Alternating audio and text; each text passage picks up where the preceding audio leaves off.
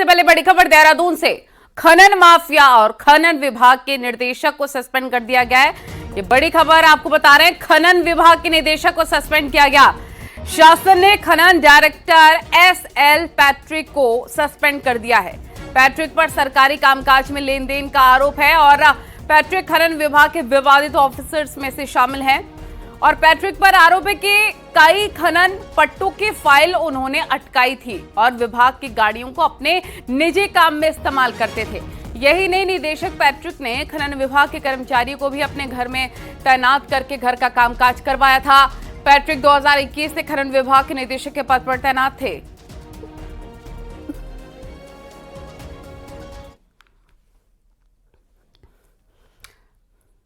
ऋषिकेश में एक लड़का गंगा नदी में डूब गया। मृतक अपने दोस्तों के साथ दिल्ली से घूमने के लिए आया था और अलोहा रिजॉर्ट के पास नीम बीच में नहाते वक्त लड़के का पैर फिसल गया और वो गंगा नदी में डूब गया। फिलहाल एसडीआरएफ और जल पुलिस ने सर्चिंग ऑपरेशन चलाया है।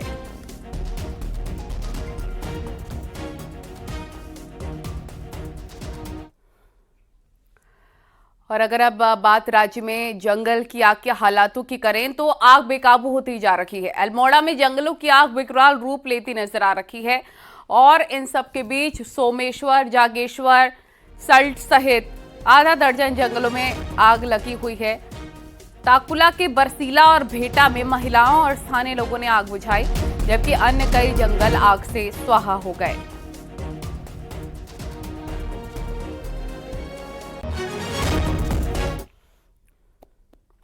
चमोली में कई जंगल आग से धधक रहे हैं, जिससे लाखों की वन संपदा जलकर खाक हो गई है। भीमताल के पास भी जंगल जल रहे हैं।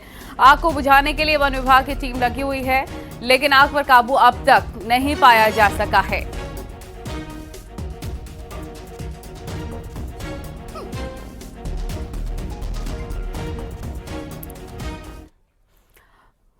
और रामनगर के जंगल भी इस आग से बच नहीं सके हैं। यहां पर आग से अभी तक 35 हेक्टेयर जंगल प्रभावित हुए हैं। हालांकि आग पर जल्द काबू पाने के लिए वन विभाग की ओर से ऐसी जगहों पर कर्मचारी तैनात किए जा रहे हैं। वहीं पर आग से वन संपदा के साथ वन्यजीवों को भी काफी नुकसान पहुंच रहा है। एक कोटा जोन में, कोटा रेंज में आग लगी है, तो वहाँ पे हमारा 25 मेंबर्स का टीम वहीं पे तैनात है और उसके साथ साथ पीआरडी के भी टीम हमको डिस्ट्रिक्ट एडमिनिस्ट्रेशन से दिया गया है। उनके 10 लोग भी हमारे साथ मिलके काम कर रहे हैं और उसके साथ साथ हम एलआईयू का टीम भी लगाए हैं।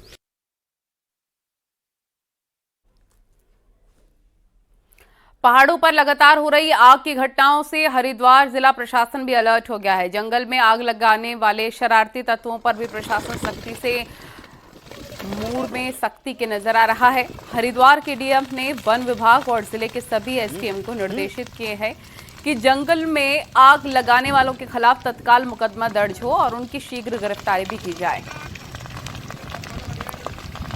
के लिए जितने भी हमारे एसडीएम से और वन विभाग के अधिकारियों से एक मीटिंग हम लोगों ने कर ली थी कि ऐसे लोगों का चिन्हीकरण करें, अगर आग लगती है तो जिन्होंने आग लगा है तो इनके खिलाफ तत्काल मुकदमा पंजीकृत करें और उनको अरेस्ट करें।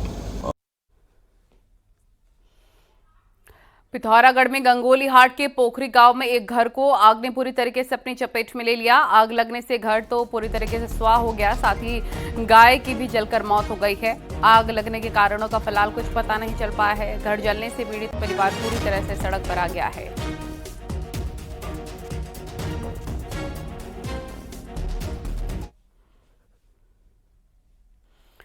और देहरादून से खबर, यहां 4.5 साल की बच्ची पर जर्मन शेफर्ड कुत्ते ने हमला बोल दिया है। बच्ची मां के साथ बाजार गई थी और बीच सड़क पर कुत्ते ने बच्ची पर हमला बोल दिया। ये तस्वीरें देख सकते हैं आप। कुत्ते के हमले में बच्ची बुरी तरीके से घायल हो गई और गंभीर हालत में अस्पताल पहुंचाया गया है। कुत्ते के काटने के मासूम के चेहरे पर कई चोट के निशान है। बच्ची के पिता की शिकायत पर पटेल नगर कोतवाली में कुत्ते के मालिक के खिलाफ केस दर्ज हुआ है। बच्चों पर कुत्ते के अटैक्स बढ़ रहे हैं और ये घटना भी खासी डराने वाली है।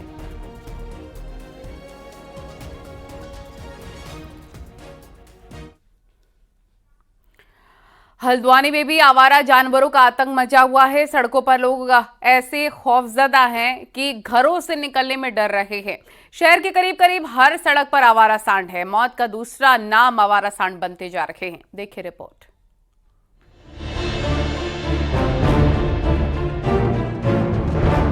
देवभूमि की सड़क पर बैठा ये बछड़ा और घूमते गायों के परिवार न जाने कब और कहां आपके लिए काल बन जाएं, कोई नहीं जानता।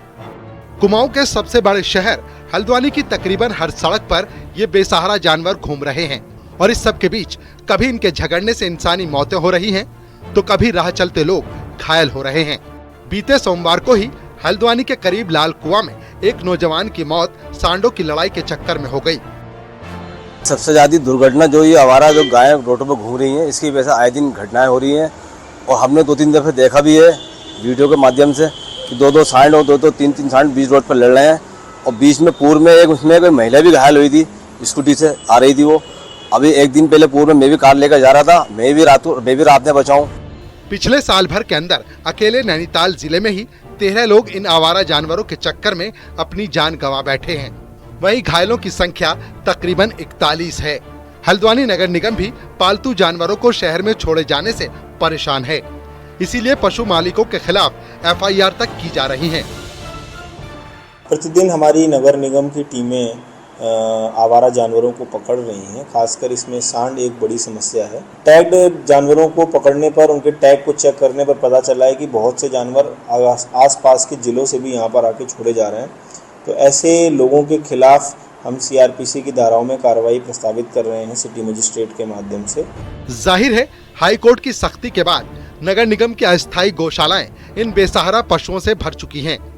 हल्द्वानी शहर में इतने जानवर नहीं हैं जितने सड़कों पर कब्जा जमाए हुए हैं, लेकिन इस सब के बावजूद सड़कों पर रोजाना दिख रहे नए जानवर आतंक का दूसरा नाम बन चुके हैं। हल्द्वानी से न्यूज़ 18 के लिए शैलेंद्र नेगी की रिपोर्ट।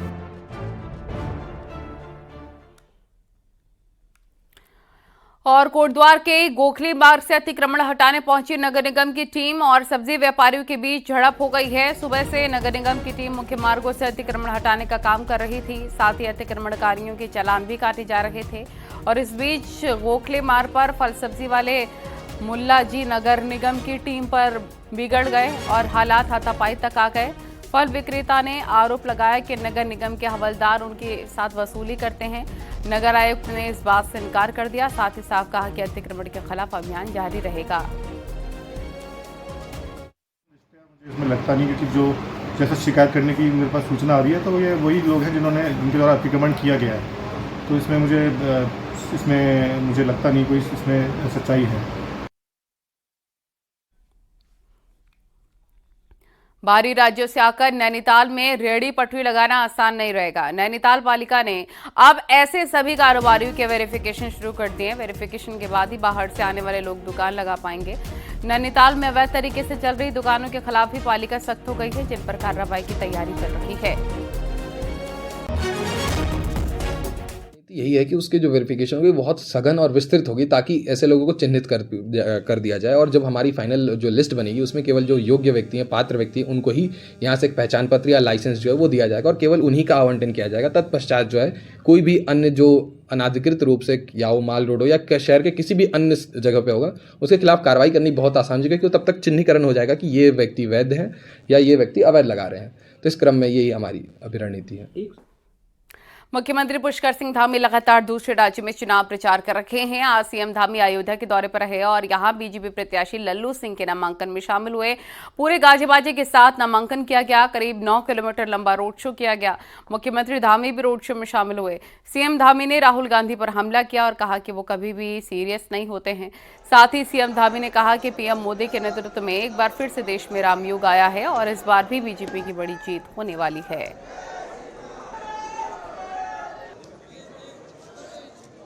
और ये तो अब पूरे विश्व का ऐतिहासिक धाम बन रहा है। एक कार्यकर्ता के रूप में, एक कार्यसेवक के रूप में उनका योगदान यहाँ बहुत बड़ा योगदान रहा है।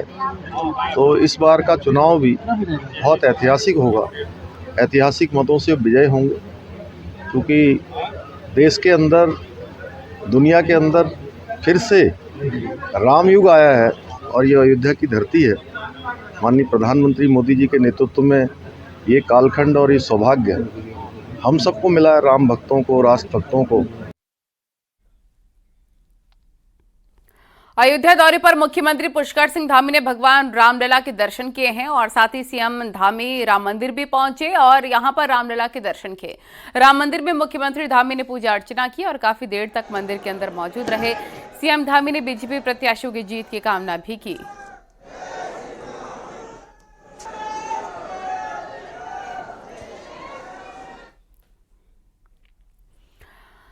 और इससे पहले सीएम पुष्कर सिंह धामी पूर्वी दिल्ली के बीजेपी प्रत्याशी हर्ष मल्होत्रा के नामांकन में शामिल हुए। नामांकन से पहले एक रोड शो में भी सीएम धामी शामिल हुए। इस दौरान जनसभा में सीएम धामी ने कहा कि मेरे मन में 1% का भी संदेह नहीं बचा कि पूर्वी दिल्ली से हर्ष मल्होत्रा बड़े अंतर से जीतेंगे और मोदी जी के हाथों को मजबूत करेंगे।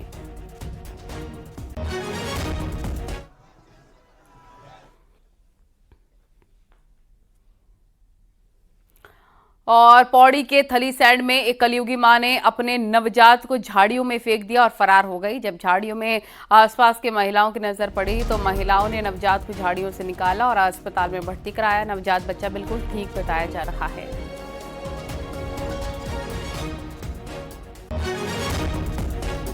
तो उसकी कंडीशन ठीक थी। बाकी हमने उसको जो नवजात शिशु को टीकाकरण होता है वो सब दे दिया है। उसको जो फीडिंग है उसके लिए बोतल, दूध, बाकी सारी व्यवस्थाएं हमने कर दी हैं।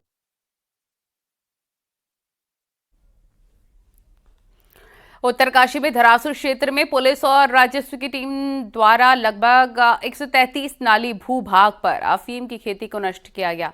संयुक्त टीम जब बनाड़ी गांव में छापेमारी के लिए पहुंची तो इस दौरान करीब 3 हेक्टेयर भूमि पर अफीम की खेती पर यह कार्रवाई की गई। मामले में 12 लोगों के खिलाफ थाना धरासू में केस दर्ज किया गया है। गुलिया व भौतान नामक तोप, यहाँ पे छापेमारी की कार्रवाई की गई है और इतनी अफीम जो है नष्ट की गई है। जब इस पता किया गया कि इसके भूस्वामी कौन है तो इसमें पता चला कि हमको 12 लोग हैं जो 12 भूस्वामी हैं, उनके विरुद्ध जो है एनडीपीएस की सुसंगत धाराओं में मुकदमा दर्ज कर लिया। 10 मई से शुरू होने वाली चारधाम यात्रा में कुछ दिन ही बाकी हैं। वहीं यात्रा को लेकर श्रद्धालु भी काफी उत्साहित हैं। चारधाम के लिए अभी तक 17 लाख से ज्यादा रजिस्ट्रेशन हुए, जिसमें केदारनाथ धाम के लिए अभी तक 6 लाख रजिस्ट्रेशन हुए। बद्रीनाथ के लिए 5 लाख से ज्यादा लोगों ने पंजीकरण कराया है। वहीं गंगोत्री के लिए 3,10,000 और यमुनोत्री के लिए 2,77,000 रजिस्ट्रेशन हो चुके हैं।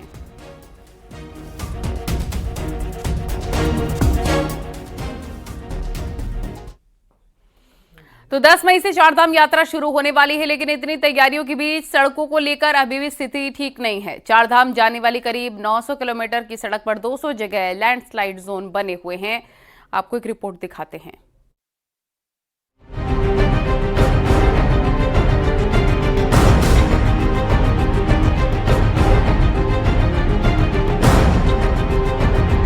चार धाम यात्रा में अन्य व्यवस्थाओं के साथ ही सबसे जरूरी और महत्वपूर्ण मुद्दा है चार धामों को जाने वाली सड़कों का। सरकारी मशीनरी इन दिनों सड़कों को दुरुस्त करने, ब्लैक टॉप करने, साइन बोर्ड, क्रैश बैरियर लगाने में जुटी हुई है। लेकिन सबसे बड़ी चुनौती है चार धाम यात्रा रूट पर मौजूद 200 लैंडस्लाइड जोन, जो यदि सक्रिय हुए तो पूरी तैयारियों पर पानी फिर सकता है। न्यूज 18 ने चार धाम जाने वाली सड़कों का जायजा लिया। पहले चलते हैं रुद्रप्रयाग, जहां बद्रीनाथ और केदारनाथ जाने वाले हाईवे पर कई स्लाइडिंग जोन सालों से नासूर बने हुए हैं।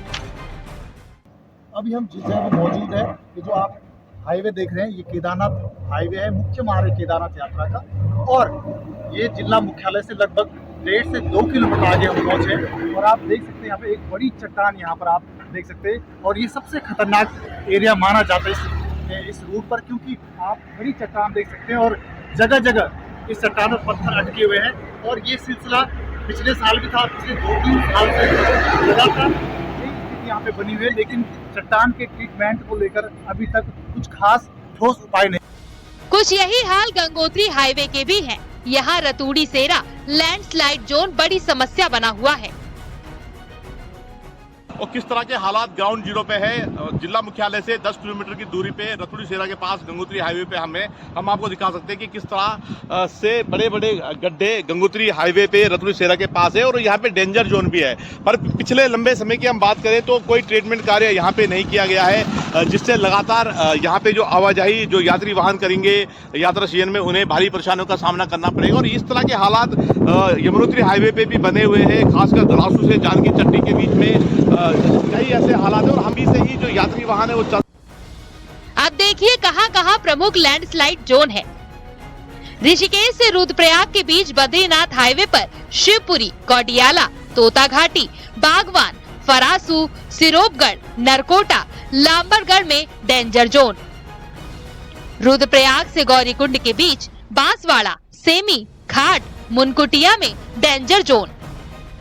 धरासू से यमुनोत्री के बीच धरासू बैंड, फेड़ी, खरादी, कुथनौर, ओचरी, डाबरकोट, हनुमान चट्टी, जंगल चट्टी में स्लाइडिंग जोन। चार धामों की सड़कों का काम PWD, NHIDCL और BRO के बीच बटा हुआ है। सड़कों का निरीक्षण कर लौटे सचिव PWD पंकज पांडे और विभागाध्यक्ष दीपक कुमार यादव का कहना है कि 200 सेंसिटिव जोन में से 114 साइट का ट्रीटमेंट कार्य शुरू हो चुका है। ट्रीटमेंट होने तक इन स्थानों पर 73 से अधिक JCB तैनात कर दी गई है। सड़कों को चौड़ा करने से लेकर ब्लैक टॉप करने तक का काम लगभग समाप्ति पर है। लैंडस्लाइड जोन जो है उसमें काफी सारे पोर्शन हमने तकरीबन 75% लैंडस्लाइड जोन का काम हम लोगों ने सैंक्शन करा के अलग अलग एजेंसी से, भारत सरकार से, कुछ स्टेट से सैंक्शन करा के उस पर काम चालू कर दिया गया है। इसके अलावा एहतियातन हम लोगों ने तकरीबन 75 मशीनें अलग अलग जगहों पे प्लेस की हैं पूरे चारधाम यात्रा रूट पे। टोटल ऐसे 200 पॉइंट्स आइडेंटिफाइड हैं जो कि लैंडस्लाइड के जो है मिटिगेशन करने की जरूरत है। उसमें TSDC से हमने 162 प्लेसेस की DPR हमने प्राप्त करके और 114 प्लेसेस सैंक्शन हो गए हैं और उन सब में एग्रीमेंट्स बन गए हैं और सब में काम भी प्रारंभ हो गए हैं। इमरजेंसी के लिए लैंडस्लाइड जोन एरिया में 10 से अधिक वैकल्पिक सड़कों को भी तैयार कर लिया गया है। हर सड़क के लिए विभागीय इंजीनियर के साथ ही JCB ऑपरेटर की तैनाती कर दी गई है। उनके मोबाइल नंबर भी फ्लैश कर दिए गए हैं। यात्रा को लेकर सरकार इस बार अलर्ट मोड पर है। 15 दिन में 17 लाख रजिस्ट्रेशन बताता है कि चार धाम यात्रा इस बार चरम पर रहने वाली है। गंगोत्री से बलबीर, रुद्रप्रयाग से संदीप के साथ देहरादून से सुनील नवप्रभात की रिपोर्ट। और सीधे आपको महाराष्ट्र लिए चलते हैं जहां CM योगी संबोधित कर रहे हैं। क्योंकि ये हिंदवी स्वराज की धरती जो है, बहन और भाइयों, यही हमारे भारत की पहचान है। हम राज्य अलग अलग होंगे, जातियां अलग अलग होंगी, मत और संप्रदाय अलग अलग होंगे, लेकिन अटक से कटक तक, कश्मीर से कन्याकुमारी तक संपूर्ण भारत एक भाव और एक भंगिमा के साथ बोलता है, सोचता है, कार्य करता है। अगर महाराष्ट्र के अंदर कोई पीड़ा होती है तो केवल महाराष्ट्र की नहीं होती है, उत्तर प्रदेश भी उसमें सहभागी बनता है कि नहीं। याद रखना, अगर स्वराज का उद्घोष इस धरती से होता है तो लोकनायक कैसे बनते हैं। यह बाल गंगाधर तिलक ने इस धरती पे जन्म तो लिया महाराष्ट्र की धरती पर, लेकिन उद्घोष किया था उत्तर प्रदेश की लखनऊ से कि स्वराज मेरा जन्मसिद्ध अधिकार है, मैं इसे लेके रहूंगा। बहनों और भाइयों, बाबा साहब भीमराव अंबेडकर के पंचतीर्थों का निर्माण यह प्रधानमंत्री मोदी जी ने बनाया। उनके नेतृत्व में पूरे देश के अंदर ही नहीं बल्कि दुनिया के अंदर जहां कहीं भी बाबा साहब भीमराव अंबेडकर के से जुड़े हुए स्थल थे, उन्हें तीर्थ के रूप में सम्मान देने का काम भी भारतीय जनता पार्टी और NDA ने किया है। और इसीलिए आज मैं आपके पास आया हूं। 2024 का ये लोकसभा का चुनाव, इसका मायने है, हमने बदलते हुए भारत को देखा है।